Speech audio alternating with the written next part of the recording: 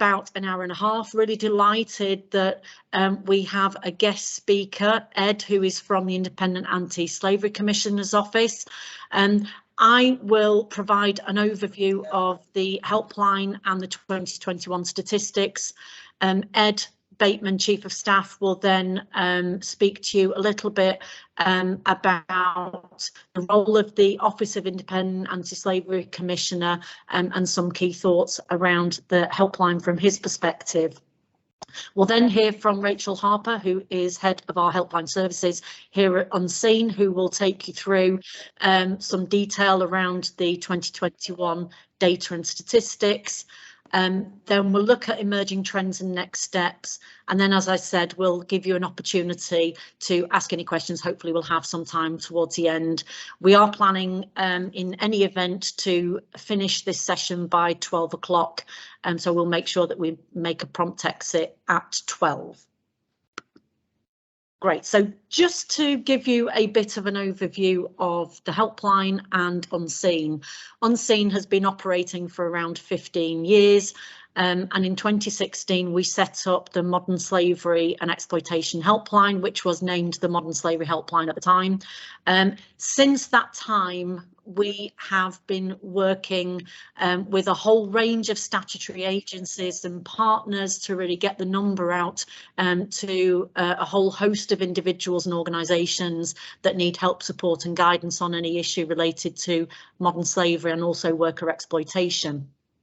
The helpline is 24/7, 365 days a year. It is UK-wide, but we do take calls internationally.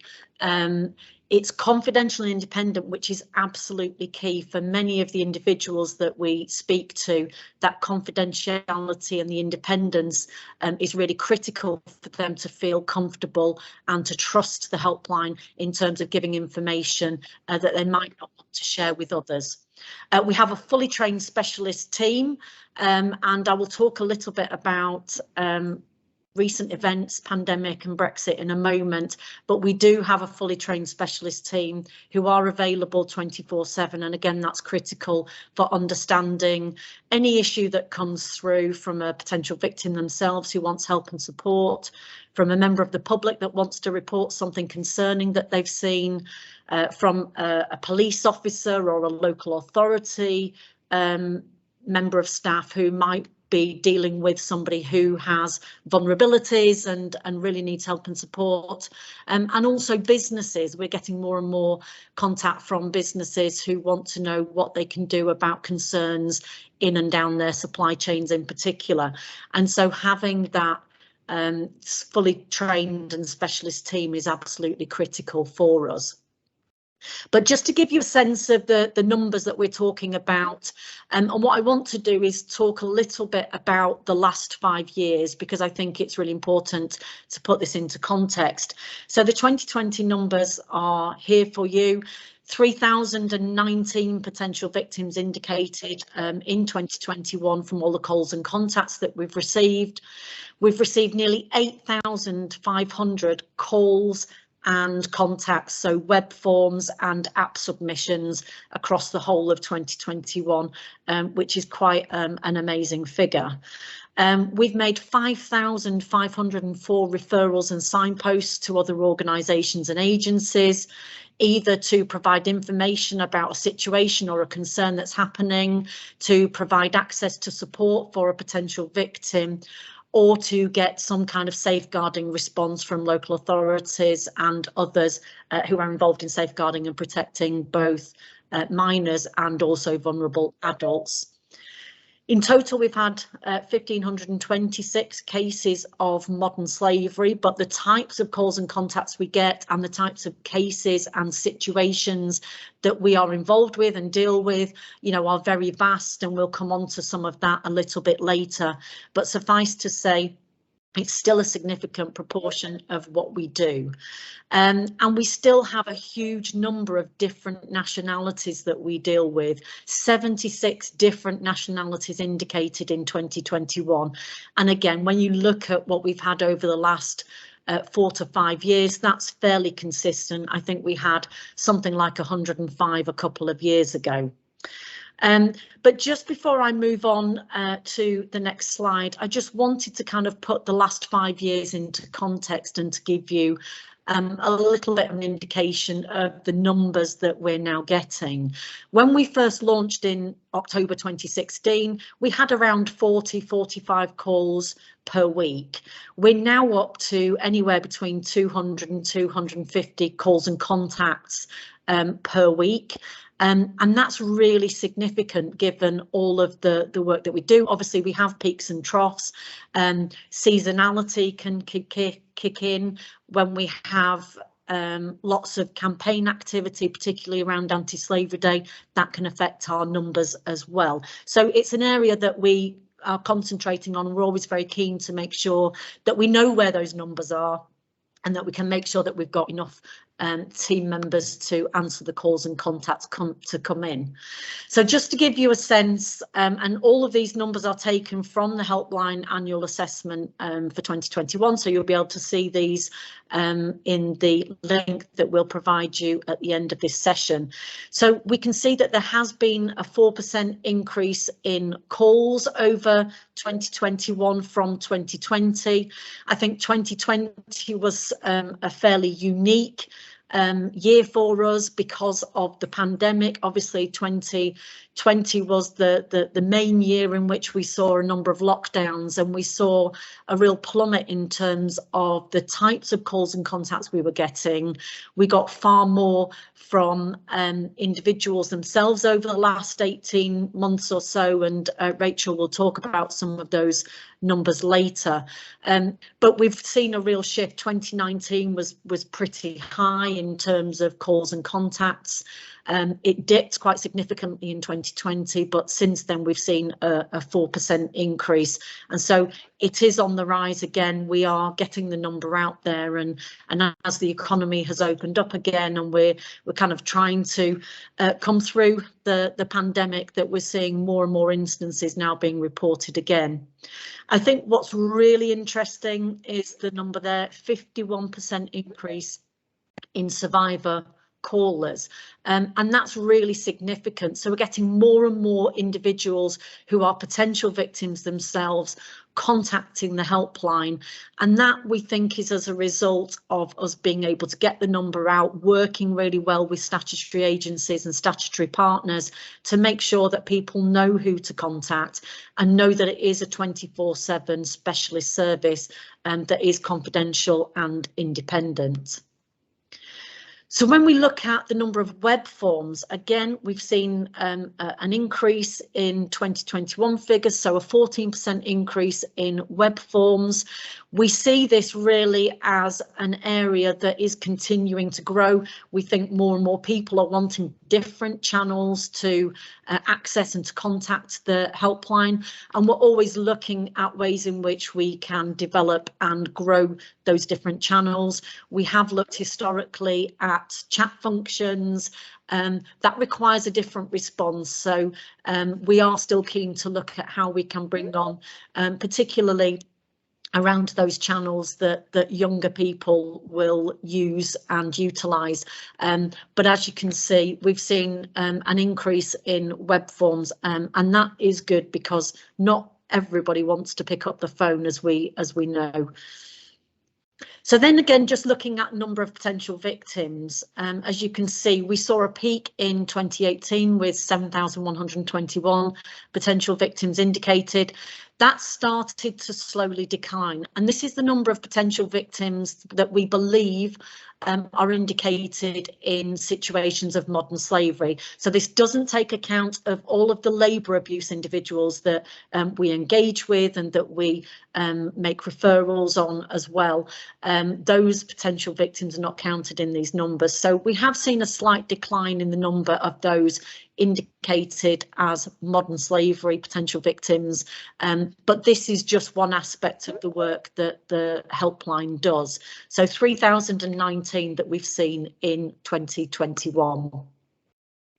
And then when you look across the potential victims by exploitation type, obviously we have 4 key types of exploitation or typologies that we see in the UK: sexual exploitation, labour exploitation, criminal exploitation and domestic servitude.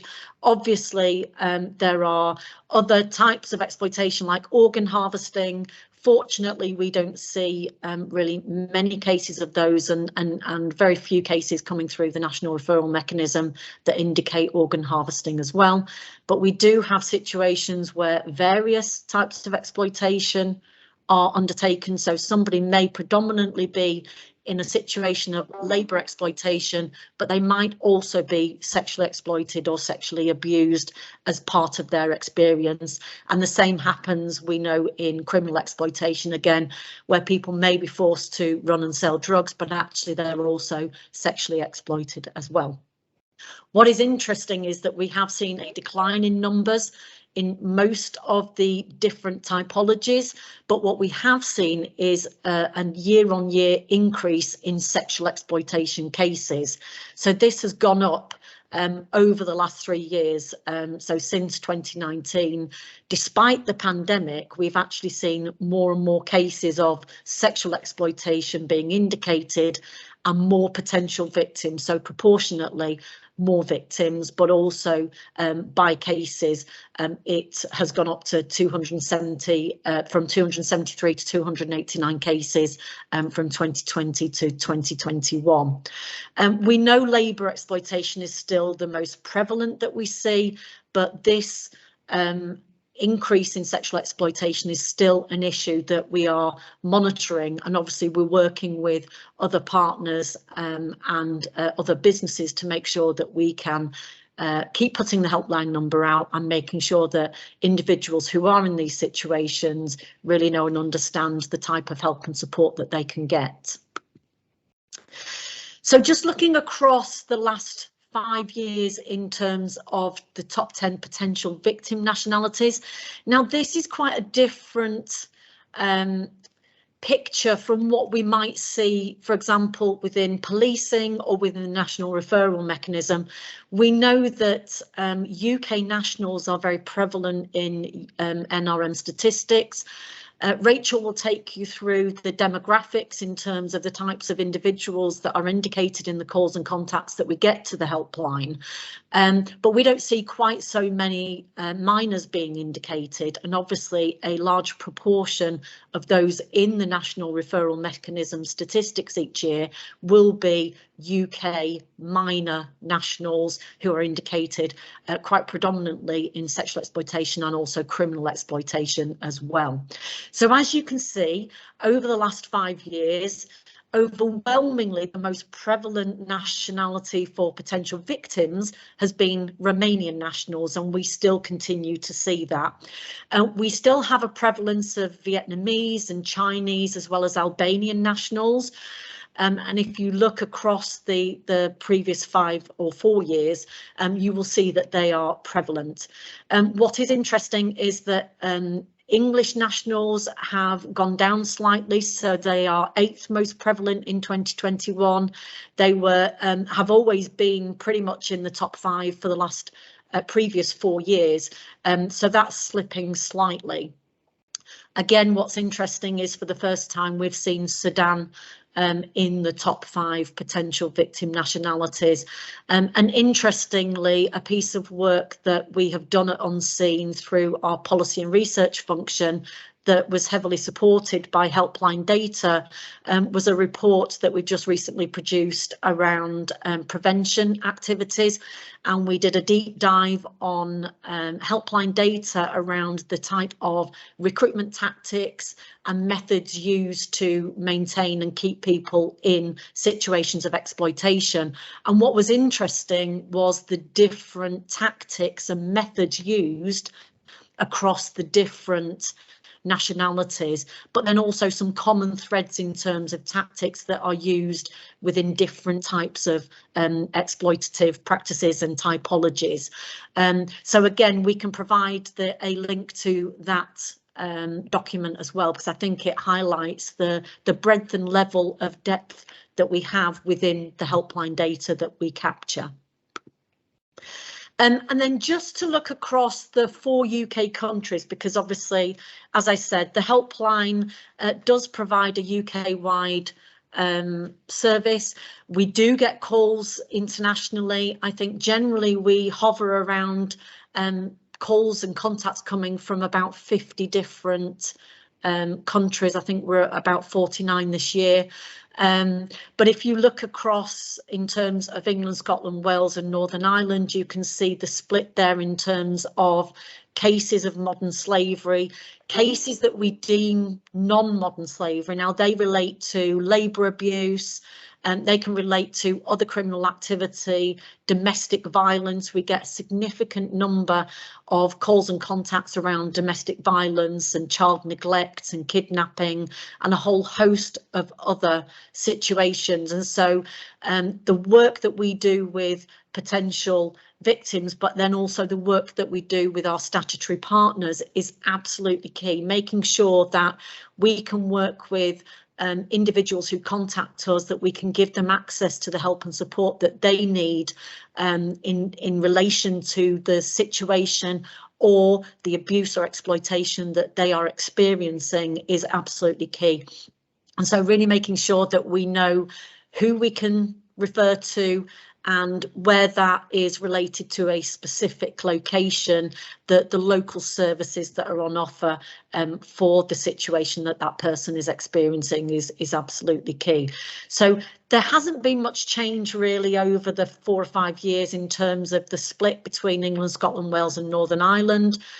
We are keen to continue to encourage all 4 UK countries to continue supporting the helpline and to continue promoting it. And we have really good links with all of our police forces across the whole of the UK, so PSNI, Police Scotland in particular, as well as the 4 police forces in Wales and the 41 in England as well.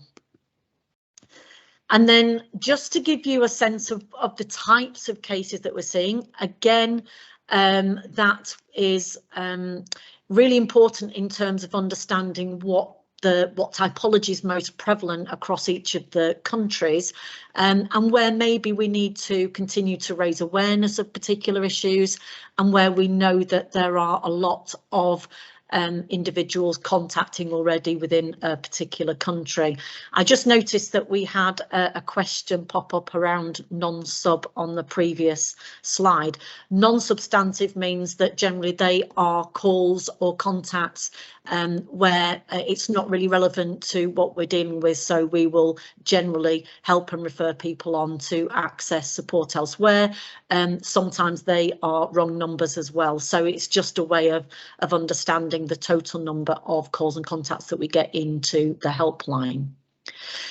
But if we just look across the slide that I have here now, so in terms of England, Scotland, Wales and Northern Ireland, you can see the most prevalent typology for England, Wales and Scotland is actually labour exploitation, and has continued to be labour exploitation. And that's what we've seen consistently throughout the time since we've set up the helpline. But actually in the case of Northern Ireland now, the majority of cases that are coming through do relate to sexual exploitation, and that's consistently, as I said, what we've seen over the last 3 years, with a year-on-year increase over the last 3 years of sexual exploitation cases that are coming into the helpline. Obviously the figures for Northern Ireland are much lower, but it is an interesting aspect, and it's one that we want to work with Northern Ireland on in terms of making sure that we can continue to get those calls and make sure that we can connect people to the right services. But that applies across all of the countries of the UK, and in particular what we want to do is make sure that really hidden harm like domestic servitude, which we know is underreported, but we do have quite a number of potential victims themselves calling and contacting the helpline who are in domestic servitude situations. We want to make sure that those numbers, continue to increase, because we know there are so many more people in those situations in private households who probably have more difficulty being seen by others who might consider something concerning is happening, or who may have limited opportunity to raise a flag and say that something's not quite right for them. So it's really important that we continue to raise awareness, and we work with all of our partners and key agencies to make sure that we do everything we can to continue promoting the helpline. I will stop there for now. Thank you so much for listening so far. I'm now going to hand over to Ed Bateman, who will give you his perspective on 2021 and the role of the Office of the Independent Anti-Slavery Commissioner. So thanks, Ed. Hi, Justine. Hopefully you can hear me. So good morning from my shed in southwest London on a rather grey day, unfortunately. Dame Sarah sends her congratulations and best wishes to the Unseen team, and is delighted to again recognise the value and the importance of the service and information provided by the Unseen Modern Slavery and Exploitation Helpline. Sadly, Sarah's unable to attend today as she's moderating a number of sessions at an OSCE event in Vienna that this year, very relevant to the content of the report and the drive behind Unseen, and so many on the call, is focused on the protection and upholding of victims' rights and strengthening assistance. The landscape of exploitation is forever evolving, presenting new risks for vulnerable individuals and new challenges in our responses to complex and often hidden criminality and abuse. During the last year, the helpline again continued to deliver essential guidance to those who are concerned about potential exploitation through intelligent and effective signposting and information. As mentioned by Justine, the helpline took over 6,000 calls and over 2,000 web forms and app submissions in 2021. There was a significant 15% increase in reports of sexual exploitation. Importantly, more than 3,000 potential victims were indicated and over 1,500 modern slavery cases raised. More than 1,200 referrals were sent to law enforcement agencies, NGOs and safeguarding teams.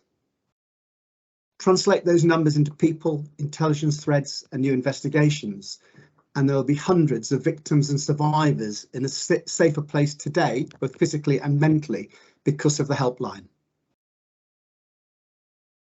I was interested to see that while the number of modern slavery cases recorded by the helpline has been declining since 2018, this is in contrast to the number of calls relating to labour abuse and other types of exploitation not deemed to be modern slavery. In a previous role at the Security Industry Authority, I came into contact with horrific cases of labour exploitation that would not qualify as modern slavery, but blighted lives and went largely unseen and unpunished. It is therefore very positive that more people are reaching out to the helpline for guidance and support in relation to labour abuse and exploitation. A further reflection on the report is the increase in the number of contacts from frontline professionals, including police officers, local authority personnel and health professionals. Many do not know how to deal with or engage with potential victims, and specialist support provided by helpline advisors is vital. The Commissioner has done a lot of work during her 3-year tenure to equip professionals through promoting training and guidance across law enforcement, the courts, border force and immigration. And so we're delighted that the helpline is providing a key service supporting professionals get it right in relation to victims and survivors. I want to use that link to the Commissioner's work in relation to equipping professionals to speak for a short while about her strategy and current views about the modern slavery and human trafficking landscape. I'll start with victims and survivors, that is Sarah's first priority.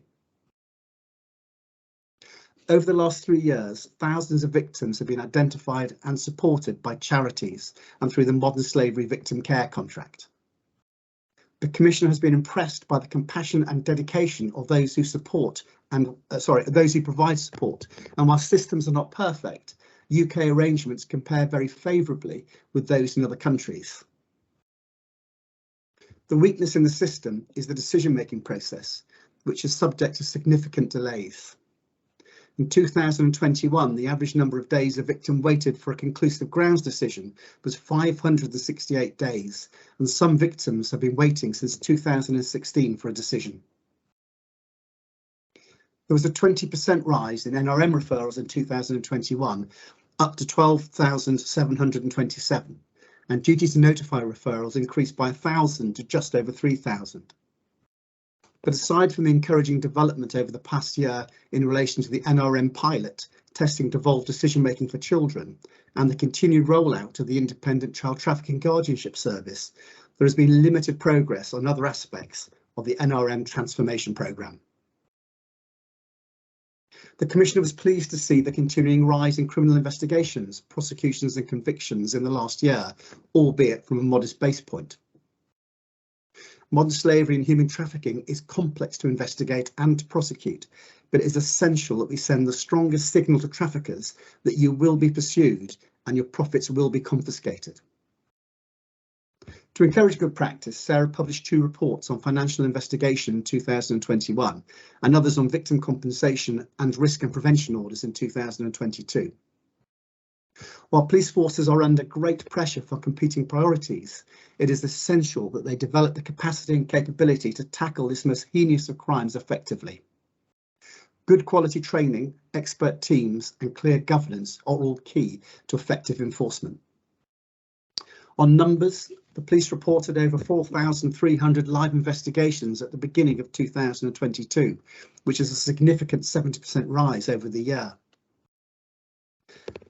There were 173 investigations recorded on the Serious and Organised Crime Master List, or SOC Master List as it's called, so gang related.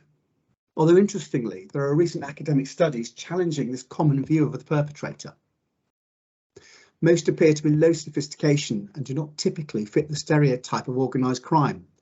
Moreover, many convicted under the Modern Slavery Act do not fit the stereotype of organised criminals.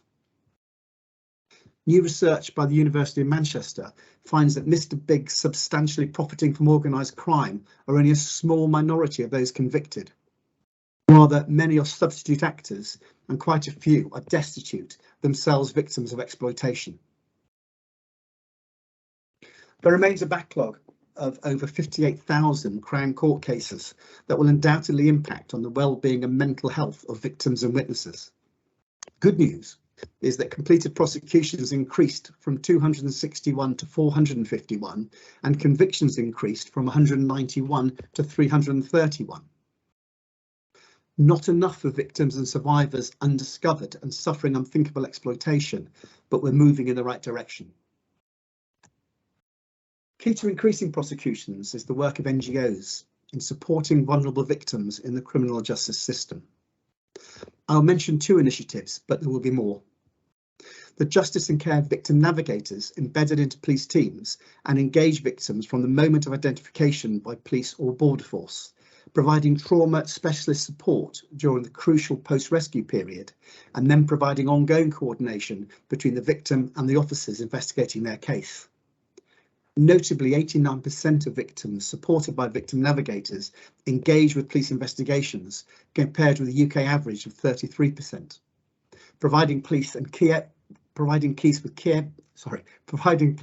evidence to pursue investigations and increase prosecutions. The other initiative I'd like to mention is the Madai Trust's Victims' Voices project, that again supports survivors to engage with the criminal justice system. The project began last year and has successfully trained 24 members across a series of staff members across a series of safe houses to support survivors and digitally record best evidence interviews that can then be used in criminal proceedings.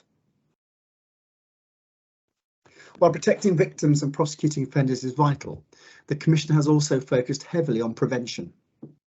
It is essential that we develop responses which address the economic, structural and cultural conditions which allow slavery to flourish across the globe.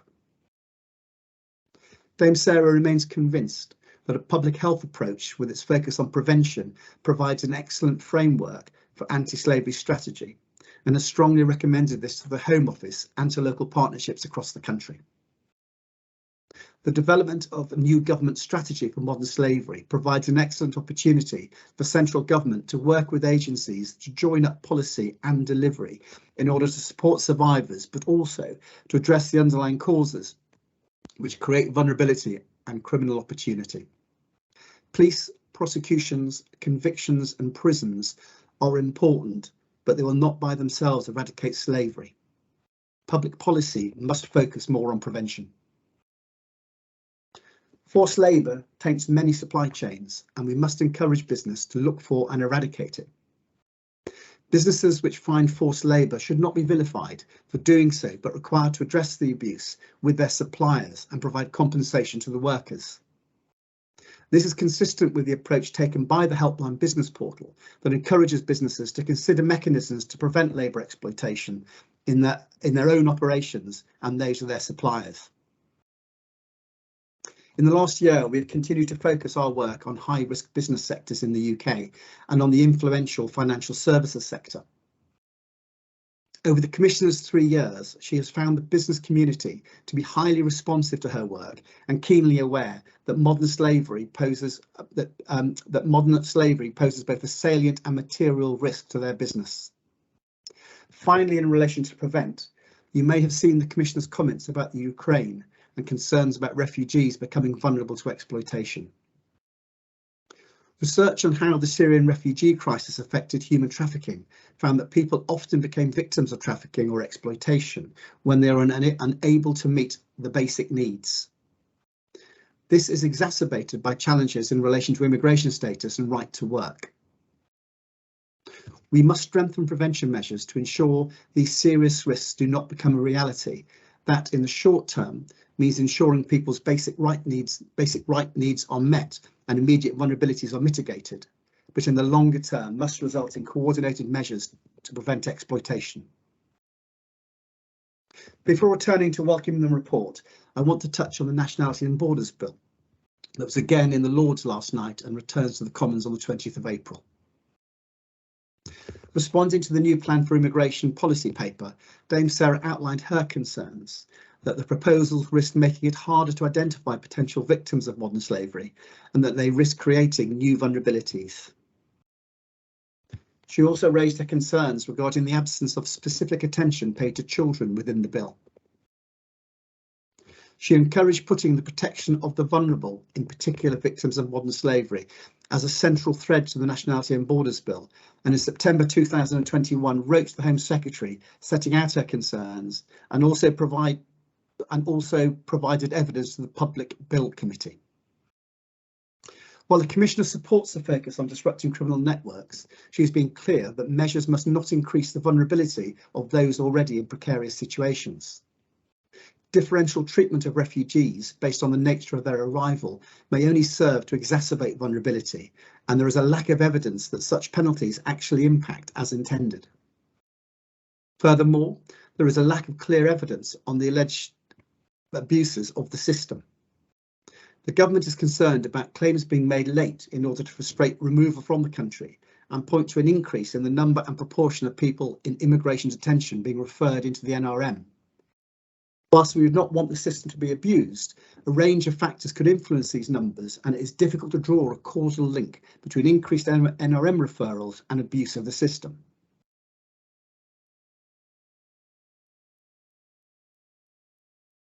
Part 5 of the bill focused specifically on modern slavery, and there have been calls for this section to be removed from the bill in its entirety. However, clauses within this part of the bill seek to place in statutes support provisions for victims. The Commissioner has therefore concentrated on the 3 clauses within Part 5 that she believes has the potential to have the most significant unintended consequence on victims of slavery. So that's clauses 57, 58 and 62. Clauses 57 and 58 refer to the introduction of slavery and trafficking information notices, which will require individuals to disclose relevant information about their trafficking history before a specified date, with the late provision of this information potentially damaging to credibility. Narratives often emerge piecemeal, becoming more coherent as trusting relationships are established and victims feel able to speak about their experiences more openly. These clauses fundamentally fail to grasp what being a victim of modern slavery means and the hugely significant impact of trauma on disclosure. This is particularly alarming given the recognition of this within the Home Office statutory guidance on modern slavery. Should these clauses be implemented, there will be a need to think very carefully about the timescale for providing this information, as there is a real risk that they will result in a failure to identify vulnerable victims. Dame Sarah has also highlighted the need for practical support to enable individuals who do not speak English as a first language, or those with more limited literacy skills, to be able to respond to these notices. Clause 62 intends for support for victims of modern slavery to be conditional, with the ability for it to be withheld on public order grounds. The Commission has not called for this clause to be completely removed, but she recognises the need to define public order and protect public safety. However, she does not support the proposed thresholds, which as they stand would include any foreign criminal who has received a 12-month sentence in the UK, or those convicted in other countries for equivalent crimes. The Commissioner is gravely concerned that this clause has the potential to bring severe consequences for a significant number of victims, as well as undermining our ability to bring traffickers to justice. She is sceptical that the Home Office can implement this clause in practice due to the challenges of obtaining criminal record checks from overseas. She is also doubtful of its compatibility with ECAT. This is a view clearly shared by the Parliamentary Joint Committee on Human Rights, who have recommended that Clause 62 be amended so that it complies with ECAT and is limited to only those posing a current and ongoing serious threat to public order. But I want to return to today's launch of the Helpline Annual Assessment and finish by contextualising it with what I've touched on in the past 15 minutes. If the bill passes in its current form, I think there's likely to be an even greater need for an accurate, supportive and timely information provided and gathered by well-trained, compassionate and committed support workers that fortunately describes the helpline and the good people and advisors that run the helpline very well. The helpline is essential and is likely to become more essential responding to the outcomes of the new bill. I welcome the report on behalf of Sarah and I'm grateful for the opportunity to set out some of the Commissioner's thoughts this morning. Thank you very much.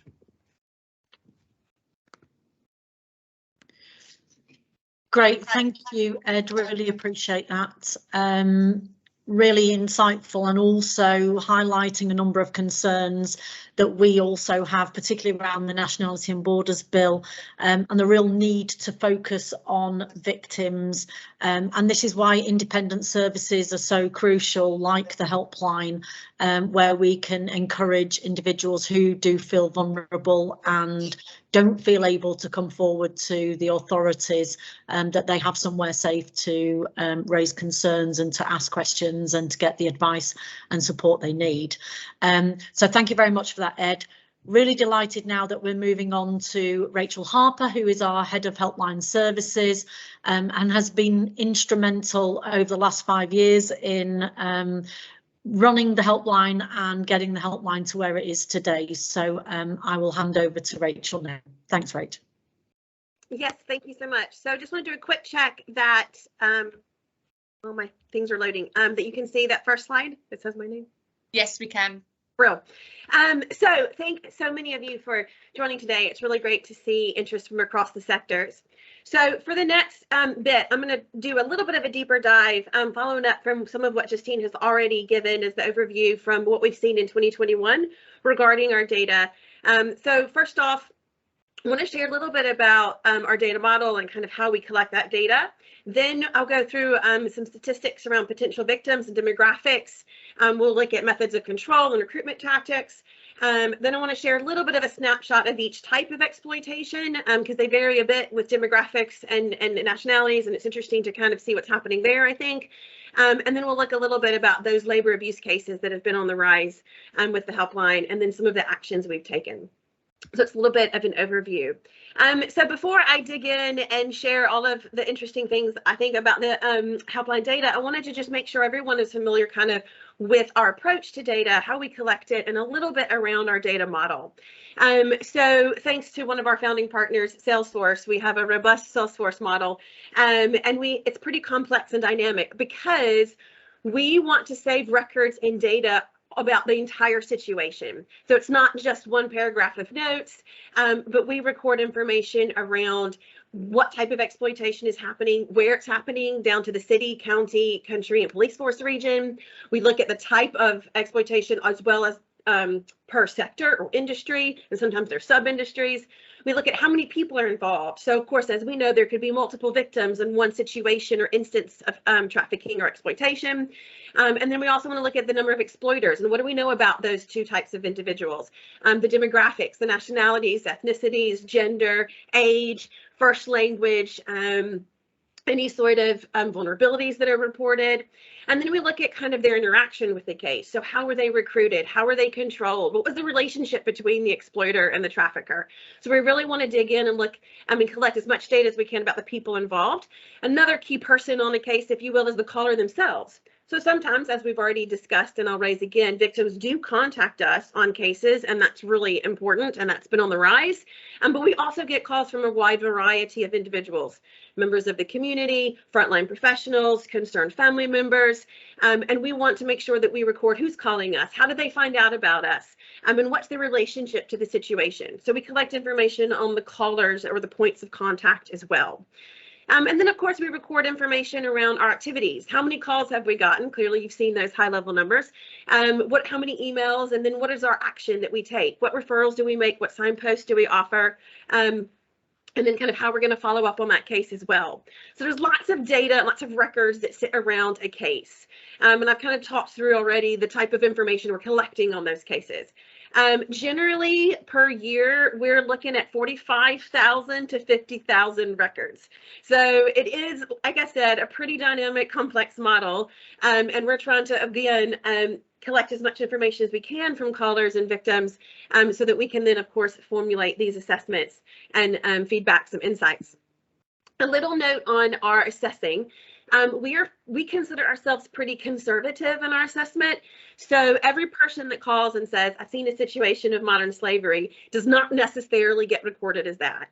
We are, as we've already discussed, we train up our team to understand what's modern slavery per the UK Modern Slavery Act, and we're looking for those elements to be present when they describe their situation. So generally, we're looking for a method of control and at least one strong indicator of modern slavery.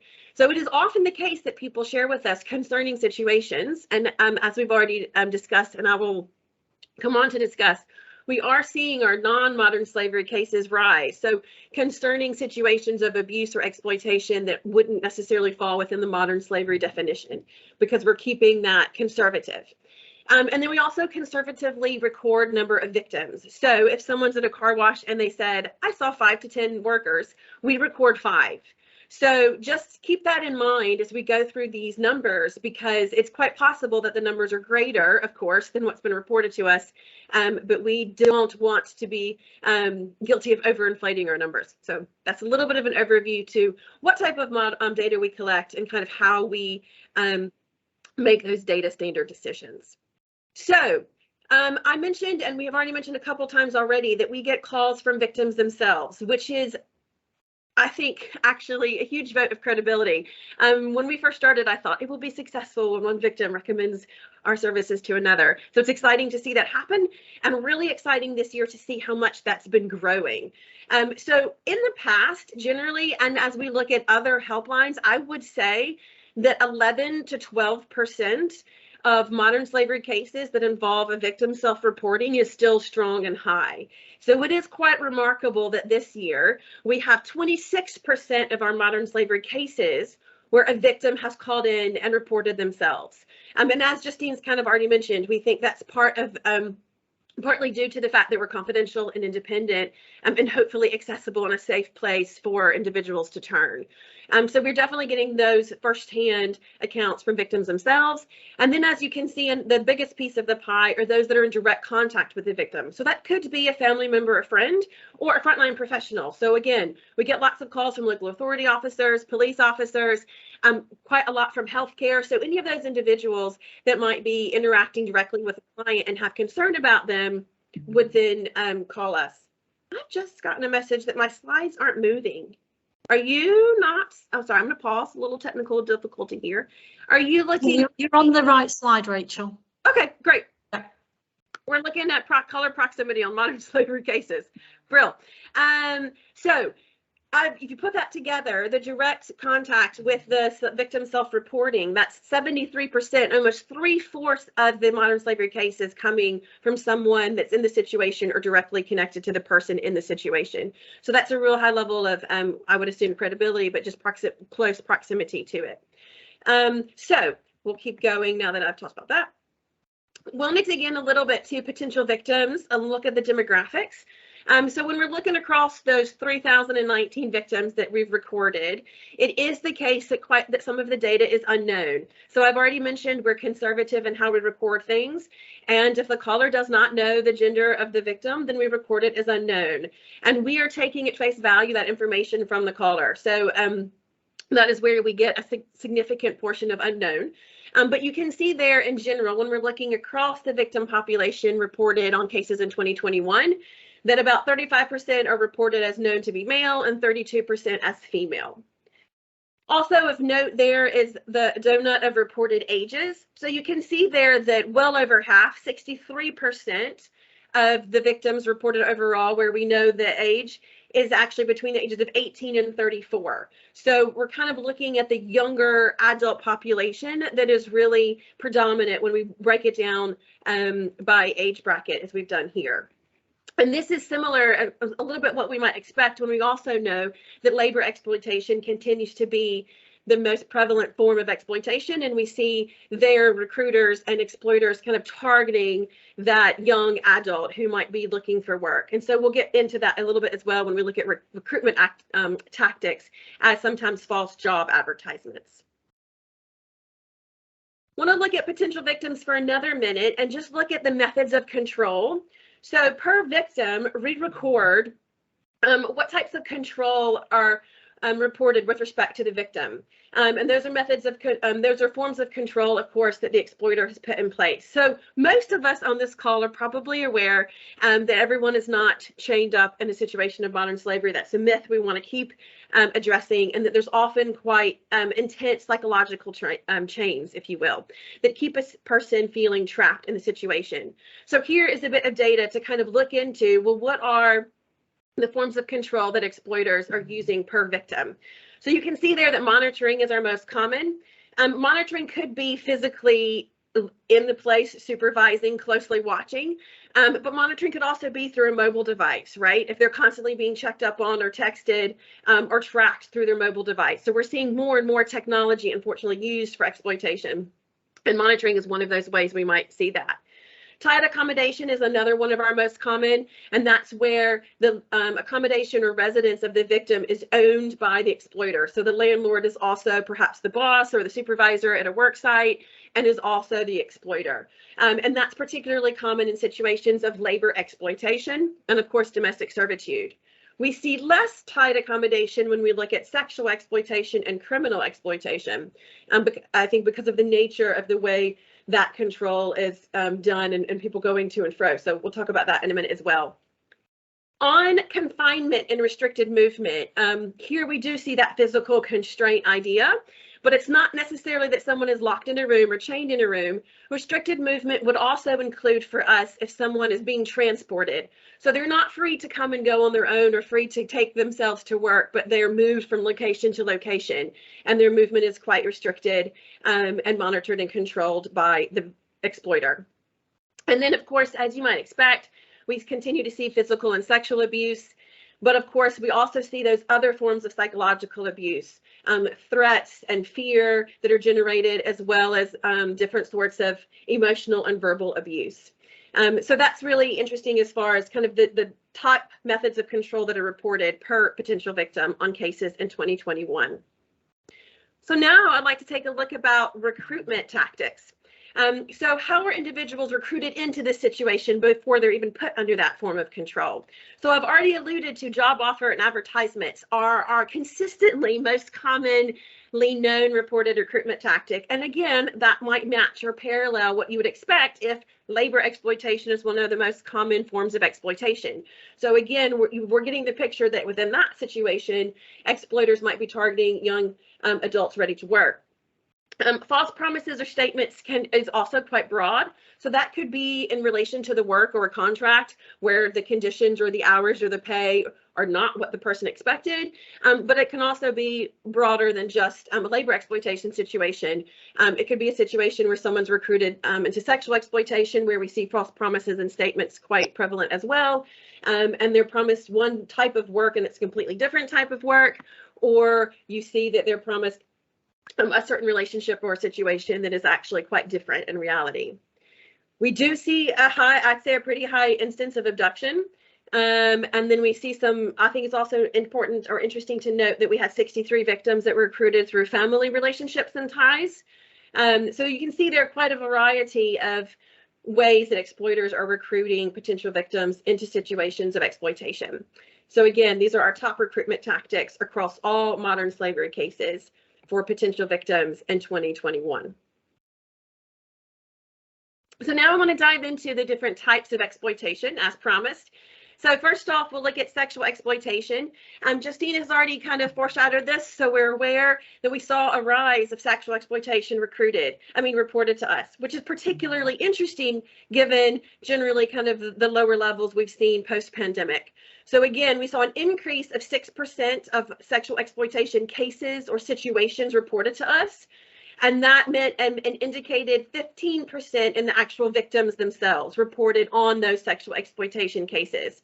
So I think we can talk about the different causes. It's been good to see different police investigations really focusing on sexual exploitation across the country. I do think awareness is higher with respect to sexual exploitation than other types, perhaps. But it's interesting that we're seeing a rise of that reported to the helpline. When we look at the victim demographic, consistently, this is the same as what we saw last year, a really high percentage of those victims are recorded to be female. So here we see gender really playing a role in the victim population reported. So if you remember back a few slides ago, 32% of the overall victim population was reported to be female, versus when we look at sexual exploitation alone, it's 94%. So it's 94% for sexual exploitation, 32 only for overall. So that shows you quite a significant difference in gender playing a really key role in sexual exploitation. We also continue to see minors exploited sexually. Last year, that was our most common type of exploitation, to see minors, but not quite this year. I'll come on to that, but still pretty prevalent, with 7% of the victims reported to be minors. And then when we look at minor victims across the piece, across all types of exploitation, 86% of the minors overall in 2021 were indeed unfortunately exploited sexually. So again, we're just seeing consistently gender and age kind of showing some correlation with respect to the victim population of sexual exploitation. Then I wanted to look quickly at the types of location. This was similar in 2020. Again, if we're looking at people that think it's only a massage parlor that's operating as a brothel, it happens in those locations, but not just brothel locations. Actually, the most common top 2 types of location for sexual exploitation were private homes and online. So you can see there 42% of sexual exploitation cases were reported to occur within private residences, so ordinary communities, and then 18% where there was advertisement, recruitment, and actually exploiting people via different websites or social media sites, so online. And then, as always, I think it's interesting to know, well, who's calling us about these situations? Where are we getting this information? So the most common form of caller was indeed members of the public, which is not too surprising. When they see something, they'll call in. Again, this harkens back to my thinking that actually it's quite common, a little bit higher awareness to sexual exploitation in the average community. So 34% of our callers were community members. But the second and third most common form of caller on sexual exploitation were victims themselves, which is, again, really high. 17% of the contacts or callers were victims themselves. And then the third most common were sex buyers. And I think this is another really key and interesting point. 13% of the callers on sexual exploitation cases were individuals that would be looking for or purchasing services in the commercial sex industry, and then actually think this is a bit concerning. This person doesn't seem to be here of their own will, or I think they've been abused. And then they might confidentially or anonymously contact the helpline and let us know. And those calls are actually really helpful, because it's oftentimes that those individuals have even met the victim or been to the situation before their kind of alarms were raised, and then they've observed quite a lot of helpful details. And so then when they call us, we can make a pretty robust referral to police from someone who's been quite close to the situation and maintain the confidentiality of the caller. So we continue to see that in sexual exploitation cases. So moving on to our next type of exploitation, wanted to look a little bit about labor exploitation. As we all know, it's again our most prevalent, continues to be each year. Here we see the opposite of sexual exploitation. We see males to be almost 5 times more represented in the victim population than females. So quite a lot of exploitation of the male population. We do see, again, that some minors are being exploited, but it's a pretty small percentage of the victims of labor exploitation. It's only 3.5%. So what industries are common? Historically, we do lots of awareness raising around car washes and nail bars, and the communities are beginning, I think, to kind of understand that it's happening in those situations. But actually, for the first time this year, construction has surpassed those with respect to modern slavery cases for labor exploitation. So construction was 21% of our cases, which accounted for 23% of the victims indicated in labor exploitation. And a quick note here for us on the helpline, construction could be a large construction site in a city perhaps, but it could also be construction being done through smaller businesses and communities, or refurbishing or making houses or residences. We also continue to see agricultural and farming and hospitality to be common. However, this year is a bit different from last year, and that agriculture and farm was more common than hospitality, but both kind of within the top few industries that we see across sexual exploitation. And then around nationalities of victims, I'll come on and show you another slide in a minute. We saw quite an increase of individuals from Sudan represented in the victim population this year. Actually, it's the first time that they've ever been in the top 10 victims from Sudan, which is really interesting. And we've seen a little bit of a trend across the last year where individuals fled Sudan and were refugees and were exploited for labor in Libya, then moved across Europe, and then made it to the UK and reported their exploitation to us. So those are often situations where they were exploited outside of the UK, but have been brought to the UK and have been through some pretty horrific things, told us about lots of different physical abuse and trauma, and are looking for services. So this is the first year, again, that we see Sudan in the top 10, and that's kind of a common fact pattern, if you will. When we look at labor exploitation, we also see UAE, Latvia, Morocco in the top 20, which is different when we look at overall victim populations. So those are a few anomalies when we look at this exploitation type alone. Going further to look at the nationality of victims, we then looked at how do nationalities of victims compare to exploiter nationalities when reported. And so here you can see 2 different kind of charts that are looking at what did it look like last year and what does it look like this year when we look at the top 10 PV nationalities compared to the top 10 potential exploiter nationalities. That's what PE and PV mean. So you can see there's about the same kind of parallels in both years, but the actual nationalities represented in the top 10 are slightly different. So we consistently see Romania quite high, but Vietnam really jumped, as you can see, in 2020 from 9th for labor exploitation to 2nd. Overall, we saw an increase in Vietnamese victims recorded to the helpline in 2021. Overall, we saw an increase of 183%.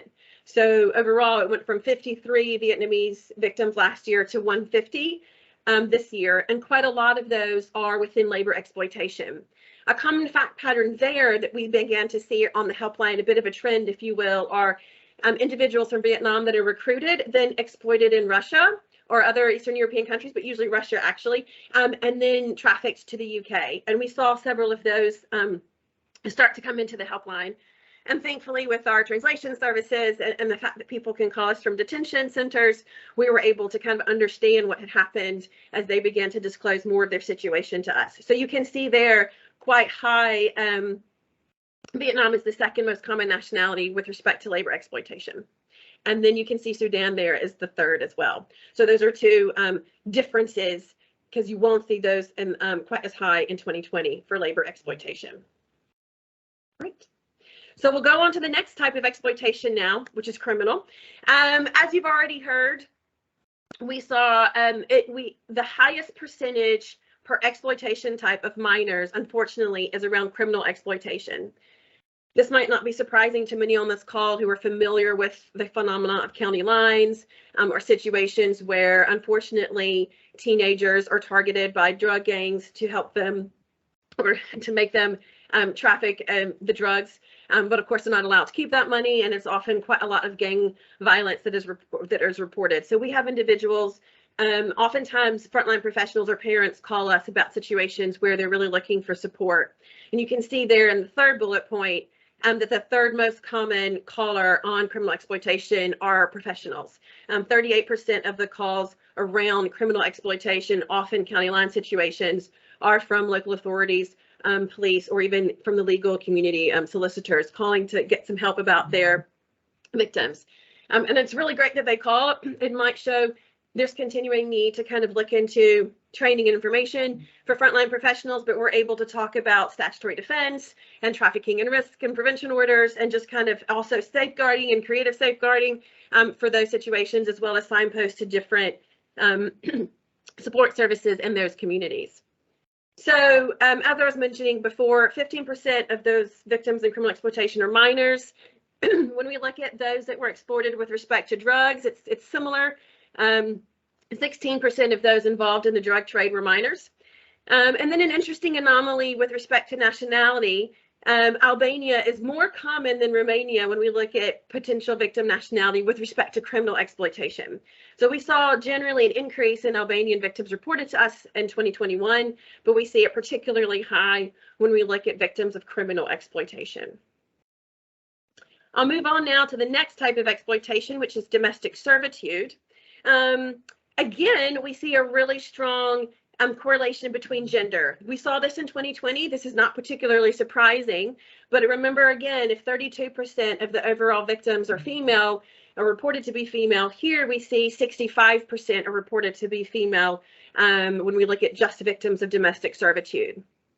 Another thing we consistently see are variations in the most common nationalities, which we also might expect because labor tends to kind of skew or kind of influence the overall nationalities. But here, it's a different nationality breakdown when we look at who's the countries that are the most common. And here we see an increase of African countries. So when we look in the top 10 countries represented as nationalities for victims from domestic servitude, we see Tanzania, Nigeria, Uganda, and Kenya represented when they're not represented in the top 10 overall at all. So it's several different African countries that we see when we drill into just domestic servitude. We also see Pakistan is more common with domestic servitude victims than overall as well.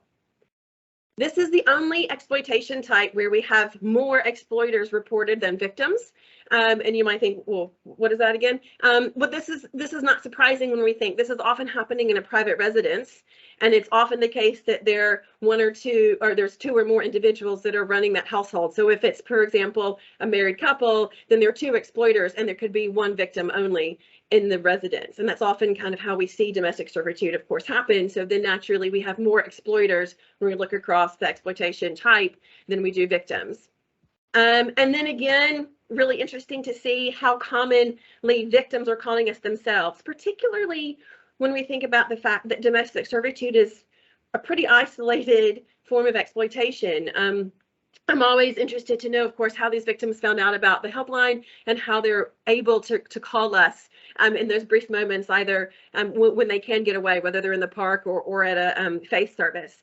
But interestingly, when we look at domestic servitude, potential victims themselves are the most common caller or individual reporting to us, and that's the case on 35% of the domestic servitude cases.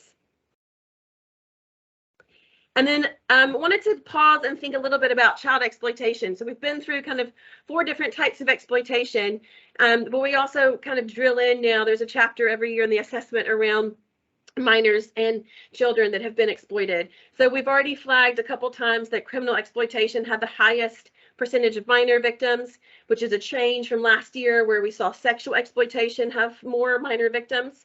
Or a higher percentage, I should say. There's a note there for you that are really on top of the data.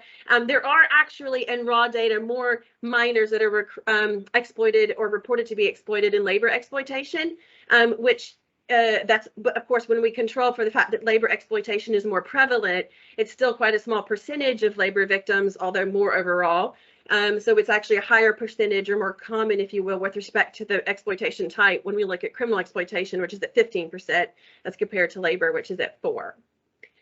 I've already kind of mentioned this next point as well, as around when we look at how are minor females being exploited, it's often within sexual exploitation, as 86% of them, unfortunately, were exploited sexually. So we still definitely want to be looking at how this is affecting, teenage girls in our communities.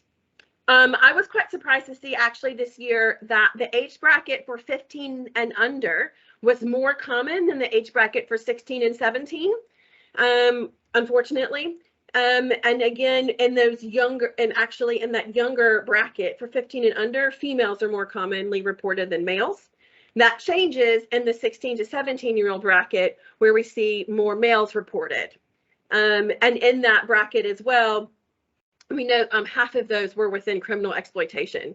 So that might be what you're expecting to kind of see more minor males reported within criminal exploitation, again, presumably within county lines. And then we are kind of assuming, and when we continue to see, well, with the data, that minor females are more commonly reported to be exploited sexually. And then lastly, there's a bit of a different breakdown or disparity with nationalities when we look at children. So Sweden, England, and Pakistan are more common than overall. So they're represented more in the minor population of victims, if you will.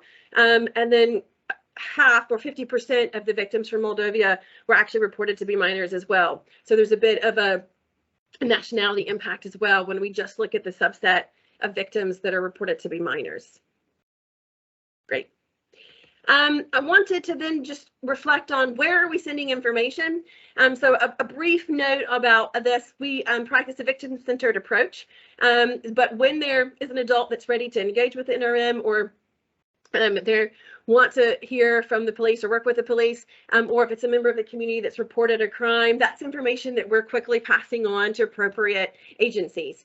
So perhaps unsurprisingly, the Met did get most of our referrals around modern slavery cases, and this is to be expected given their jurisdiction over the Greater London area and how large it is.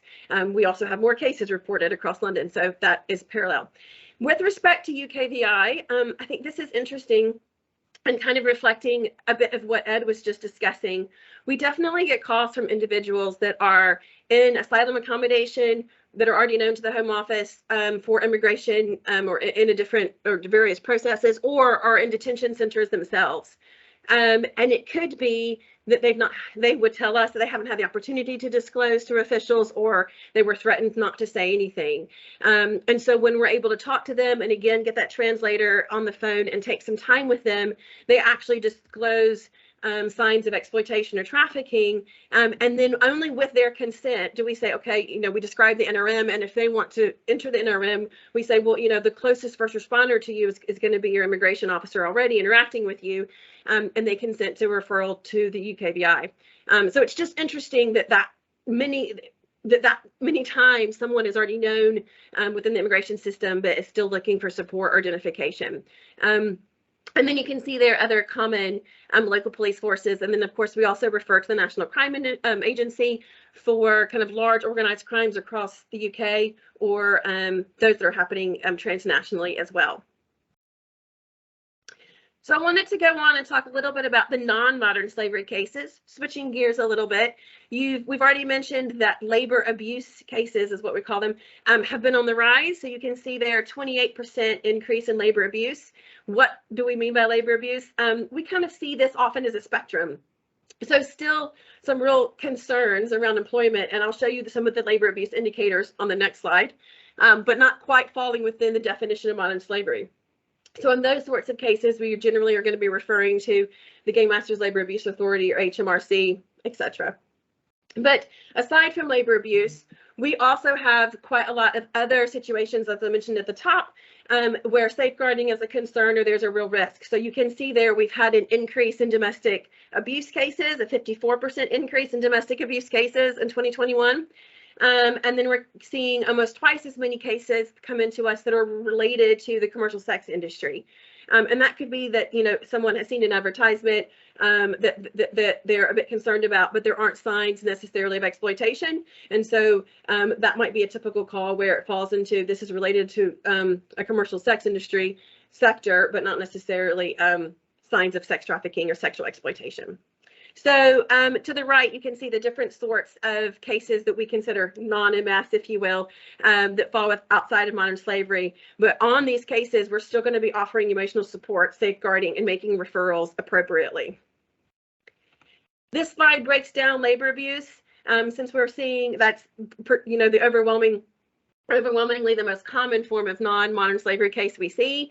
So here are some of those indicators of labor abuse I just mentioned. Still serious issues if individuals are being harassed or not given their breaks properly, if they're not trained properly, and of course if they're not being paid properly. So when someone is not paid national minimum wage, that's NMW, we make a referral to the HMRC, and actually overall, HMRC is the 4th most common recipient of helpline referrals. So we're sending quite a lot of labor abuse cases their way. And thankfully, we have a great relationship and are able to pass on helpful information to them.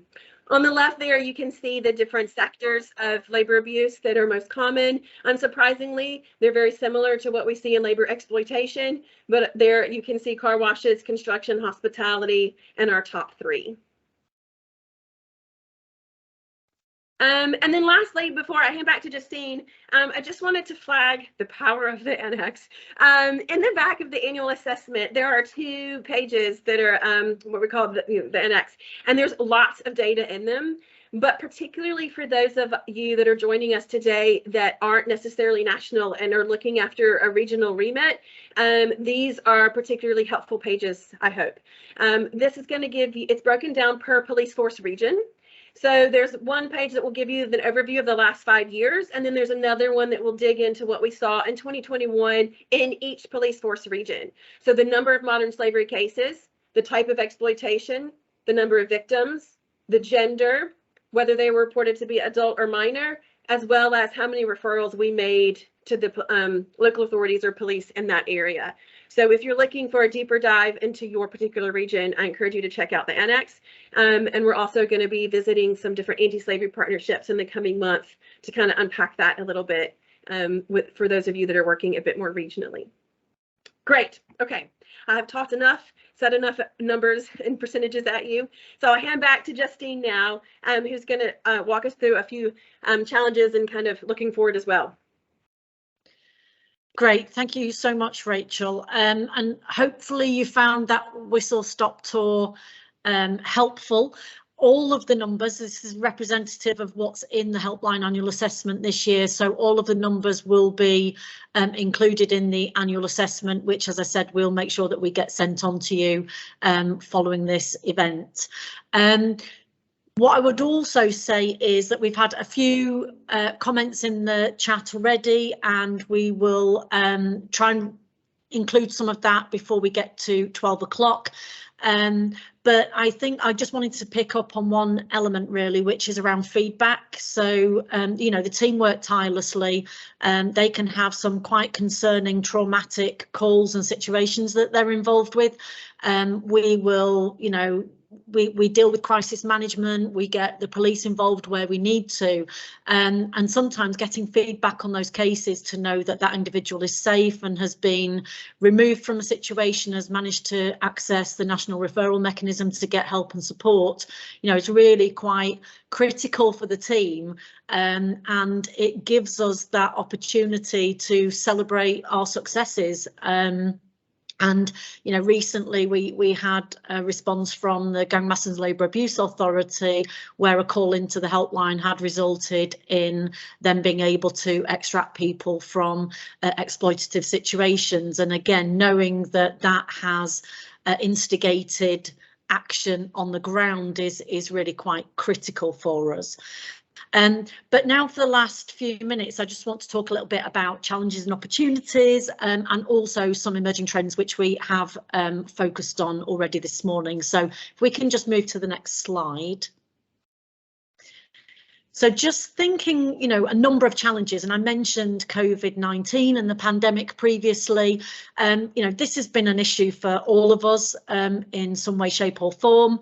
I think what's interesting is that just because of our kind of structure and our ability to work remotely, you know, we were able to take all of our helpline operations remotely and to still provide a 24/7 service 365 days a year. That's testament to the whole helpline team who have continued to operate in that way. And I think it's really important that we've managed to do that because we have continued to work and engage directly with potential victims as well as statutory agencies as well. And so despite the pandemic, we have still managed to provide that level of service. So, you know, my hat off to all of the helpline team who have continued to operate during this time. What that has done, though, is identified over the last couple of years, you know, the kind of supply and demand when we saw a lot of the economy slowing down and stopping for certain periods of time and the demand on food increasing. We saw a shift into food and agriculture. We saw fewer cases clearly in nail bars and car washes that were closed for much of 2020 and kind of partly into 2021 as well.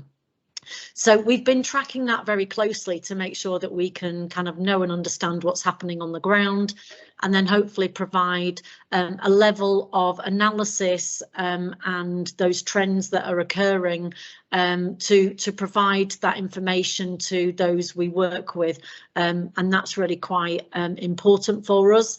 I think awareness of the issue, that's still a challenge. We still come across people who assume that this is an issue that happens outside of the UK. It can't happen to me, can it? And when you're actually taking a call from a parent who's concerned about their child who's involved in criminal exploitation or sexual exploitation, or you've got a brother or sister concerned about their sibling who, you know, might be being exploited for labour, or somebody has managed to infiltrate their bank account and so financially they're being exploited. You know, we know that this still continues to happen. We know you're only 1 or 2 steps away from being vulnerable and susceptible to modern slavery and exploitation. And so awareness of the issue is key. And that's why we want to work with all of you to make sure that anybody who needs the number, anybody who needs that help and support can get access to it. And so promoting the helpline through the businesses that we work with, through the statutory agencies, through campaigns that are run in local areas, working with anti-slavery partnerships who we work closely with, we run to, and really using those networks to get the message out. And the helpline team will be presenting hopefully to a range of anti-slavery partnerships over the coming weeks to delve down deeper into the information that we have about local and regional areas, because that's what people want to know. How does it affect my area? What can I do about it? And so we do a lot of work post this launch to make sure that we can get out to regions and localities to make sure that we've got that information there for them. Ed touched on the legislative landscape, and obviously this is a concern for many of us in the sector around the Nationality and Borders Bill. So that's an area that we are pushing for change. Pleased to see that the Lords are undertaking the appropriate due diligence around the legislation. Whether that will be enough to remove some of those really concerning aspects remains to be seen. I think one of the real concerns, and one of the areas that we are fully cognizant of at Unseen, not just through the helpline but through our frontline survivor support services, is that sometimes it can take an individual months, maybe even years, to actually divulge the totality of their situation. And so expecting somebody to be able to report what's happened to them in the moment, at the first point, at the first opportunity, I think is just not going to work. So we will continue to press on that, because I think it's really critical that the work that I've seen, not only since I've been at Unseen, but when I was in the Home Office, is not overturned, and that we don't kind of have this trump card of immigration overshadowing all of the work that's happened over the last 10 years to get people the access to help and support that they need. And I think one of the other key challenges for us at the helpline and for Unseen more widely is around data. We have a rich picture and we're developing that all of the time. We're working to make sure that we can optimise that data and that we can share it as best as we possibly can, but also maintaining the anonymity of those individuals that contact us. And that's really crucial, because if we can genuinely get towards developing prevention strategies that are based on data and evidence, that's what we want to do. And I think I probably spent far too many years in the Home Office understanding that we were basing policy and strategy potentially a little bit on anecdote. And so we are very, very committed here to maximising that data and making sure that we can develop that evidence base wherever possible, and that we can share it with our partners. So if we just move on to the opportunities, Rachel mentioned all of the labour abuse cases that we have coming in now.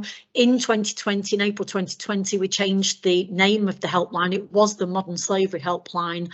We are now called the Modern Slavery and Exploitation Helpline. And the reason for that is because we knew that we were getting so many more calls that might not meet the threshold, the high harm threshold of modern slavery, but actually we're still nevertheless having quite an impact, a real detrimental impact on the individuals that were caught up in situations, particularly around labour abuse, which is one of the most significant we see and that we term non-modern slavery.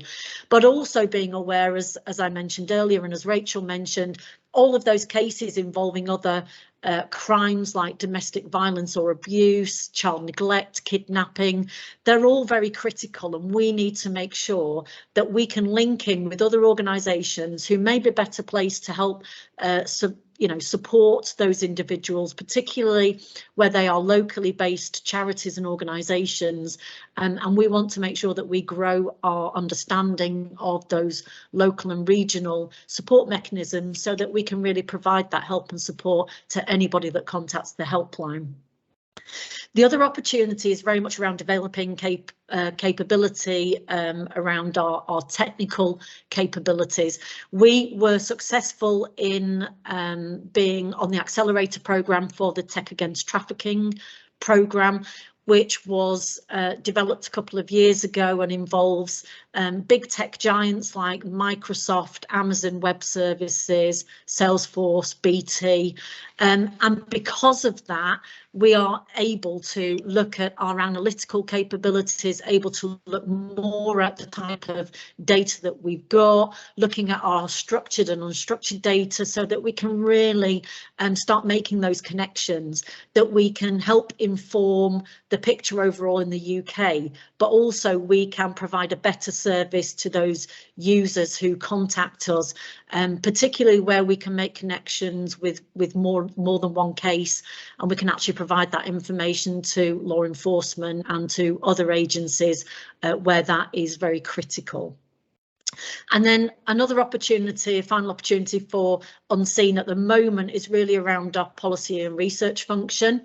pleased to announce that we now have a head of policy and research, Lauren Saunders, and through that route we are really hoping that we can develop good partnerships with academia, with other organisations including NGOs, with the government, and with those statutory agencies to make sure that we can really delve much deeper into our data, to understand the survivor voice, to ask survivors about their experiences, what they felt, what they thought, and then overlay that with the data that we get from the helpline, and then really, as I said, developing that evidence base that can help us better understand the motivations, the push and pull factors, and then what will help us to prevent vulnerable people from getting into situations.